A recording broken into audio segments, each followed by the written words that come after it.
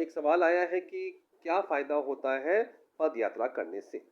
तो पद यात्रा करने से फ़ायदा क्या होता है? सभी भक्तों को हम ये वीडियो में बताएँगे और पद यात्रा करने में बाकी चीज़ों के सवाल के लिए हमने वीडियो बनाया है।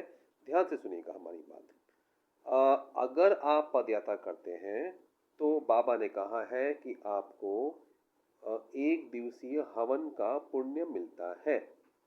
तो हमने पिछले महीने पद यात्रा की थी, तो उसके बाद हम वहाँ गए थे, तो वहाँ पर हमें 2 बजे कहा गया था कि आप 2 बजे संकल्प में आइए। तो 2 बजे से लेके रात 10 बजे तक हमने संकल्प करा। तो 2 बजे क्यों बुलाया? उसके पहले क्या वहाँ पे लोग बैठे हुए थे और वो हवन कर रहे थे। तो ये वो लोग थे जिन्होंने 1.5 लाख रुपया दिया हुआ है और वहाँ पे सुबह से शायद 8 बजे से बैठे हुए थे। तो हवन उन्होंने करा। वो 8 से 2 जो हवन करा, उसका पुण्य हमको बिना हवन किए ही मिल गया और हमें 1.5 लाख रुपए नहीं भरने पड़े। तो वो वहाँ बैठे थे, वो 8 बजे से हमको बुलाया 2 बजे, 2 बजे से संकल्प होता है, 10 बजे कहा था, लेकिन वहाँ के जो कार्यकर्ता थे थोड़े उत्साही थे, वो और बातें बोलने लग गए तो 11:30 बज गए थे। और हाँ, उसके बाद हमारे लिए वो कैंटीन बंद नहीं हुआ था, हमारे लिए संकल्प करने वालों के लिए अलग खाने की व्यवस्था की गई थी। ये भी बताऊंगा मैं आपको, ये भी ज़रूरी है क्योंकि आप इतने और बीच में आपको एक ब्रेक दिया गया था, कुछ 10-15 मिनट का ब्रेक दिया गया था जिसमें आप थोड़ा कुछ खा वा सकते हैं, घूम सकते हैं। और तो इस तरह से हुआ था।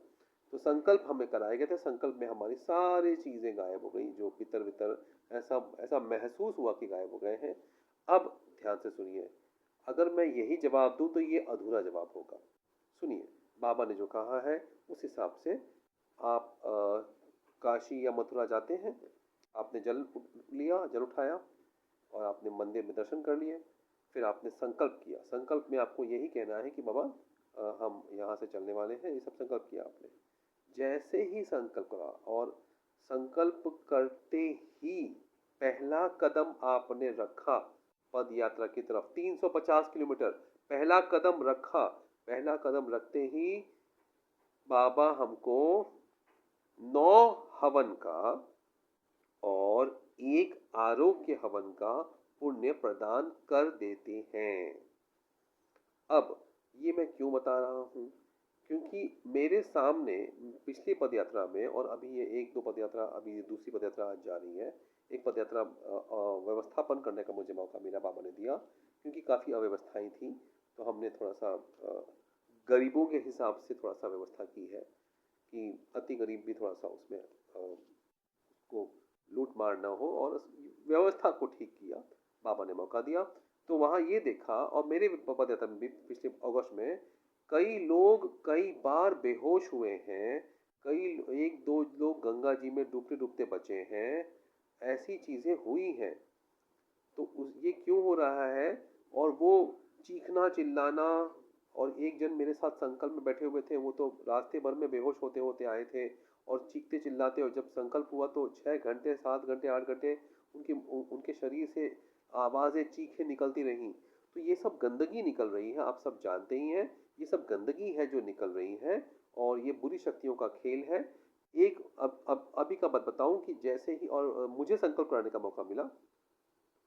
अब मैंने सादे रूप से बाबा से जो बाबा से कहा सुना था वीडियो में, वो संकल्प करवाया जब, तो करवाते ही एक व्यक्ति को रोना आया और वो बेहोश हुए। तो ये सब चीज़ें होती हैं, इसीलिए आप भभूत लेकर चलेंगे। भभूत कहीं से मिल जाए बाबा का, कहीं से ले लीजिए, नहीं तो सम्राणी, मतलब जो अगरबत्ती होती है, अगरबत्ती को सम्राणी कहते हैं, दरबार का सम्राणी मंगा लीजिए अपने घर पे, ऑनलाइन मिलता है, उसका मैंने वीडियो अलग से बनाया है।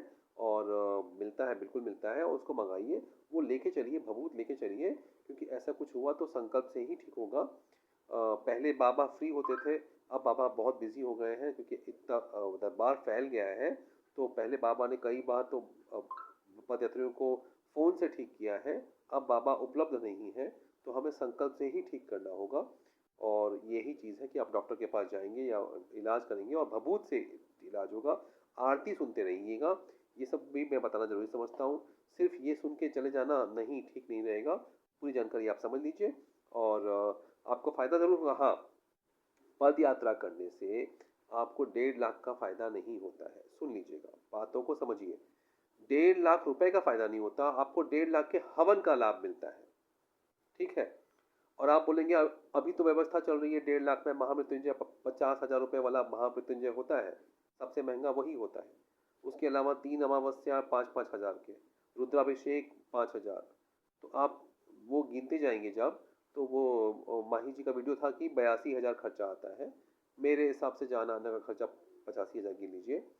और उसमें तो ये सब चीज़ें गिन कर आप याद रखिए कि पैसे की बात हो तो हमें कुछ 60-70 हज़ार रुपये का लाभ मिलता है पद यात्रा करने से। तो पद यात्रा करने के लाभ हमने आपको बता दिए। अब एक और सवाल का जवाब, ये सवाल का जवाब अधूरा रहेगा। पद यात्रा करने से जीवन बदल गया मेरा। हजारों का मैंने सुना था, खुद गया देखा कि मैंने सवाल पूछा था माही जी से एक बार उनके ऑनलाइन शो में कि अगर पद यात्रा में सिर्फ वापस पैसे भरने हैं 80 हज़ार तो क्या फ़ायदा। तो उन्होंने कहा था और मुझे अच्छी लगी बात, और उसी वक्त मैंने जैसे ही उनका जवाब सुना मैंने उसी समय टिकट निकाल के अगले दिन में निकल गया था। तो ये है कि आप शक्ति से जुड़ जाते हैं, आपकी शक्ति शुरू हो जाती है, और फिर आप बाबा से संकल्प मानिए कि बाबा आप जब दोगे आगे धन तो हम आगे की व्यवस्था करेंगे। तो ये भी एक लाभ है कि पदयात्रा से शक्ति शुरू हो जाती है। अपार अनंत असीम शक्ति, मैंने सुना था, पढ़ा था, लिखा था बचपन से। मैं लेखक हूँ, अच्छे लेख लिख लेता हूँ, लेकिन अब उस अपार अनंत असीम का मतलब मालूम पड़ गया, महसूस हो गया कि शक्ति क्या होती है और शिव क्या है। और शिव ही ब्रह्मांड है, और शिव को हम जिस पल भूल जाएंगे वो उस पल हम पीछे रह जाएंगे। हर पल शिव का ध्यान रखना है। और नवरात्रि के ये 9 दिन में कामाख्या माई का नाम पार्वती माँ का रूप है, अब माँ का नाम आपको लेते रहना है। और पद यात्रा सोचिए मत, झोला उठा के चल दीजिए, दुनियादारी चलती रहेगी। जब आप वापस आइएगा तो दुनियादारी और अच्छी हो जाएगी। बोलिए हरि हर।